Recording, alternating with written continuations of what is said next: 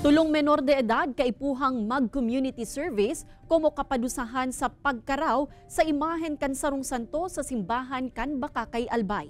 Uya ang report ni Rosie Nieva. Ang St. John Nepomucene Parish na ini sa Barangay Bonga, Bakakay Albay ang nagsisilbing sentro kan pagkakasararo asin pagtubod kan mga residente sa lugar. Alagad ipiglalaoman kan simbahan na maski ang imahen kan San Juan Nepomuceno ang daay makakasalbar sa karaw kan ibang mga individual. Ang matakaya kan imahen, pigbugtakanin upos nin sigarilyo kanasambitan ng mga persona.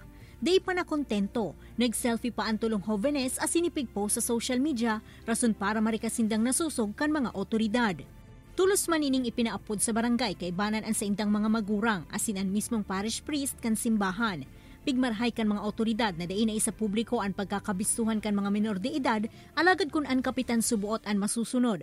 Mas mauot ka ini na i-turn over sa DSWD ang mga ini nganing matauan in leksyon. Inadvisean ko sa mga magurang na kung pwede tabi man na ansa indong mga aki pakireparo man, lalong-lalo na pagbangginan. Sa parte man kan simbahan, habo na kaining palabaon pa ang issue, alagad ko mo parte kan sanksyon kay puan subuot kan mga Jovenes na magserbi sa paagi kan community service sa simbahan asin obligadong magsimba kada Domingo.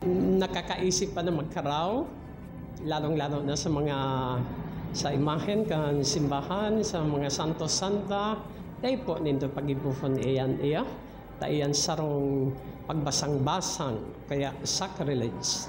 Huli sa nangyari, pigsyerto kan barangay na mas papahiguto nindaan sa indang seguridad nganing malikaya na ang mga siring na insidente. Ini si Rosie Nieva, Balitang Bicolanja.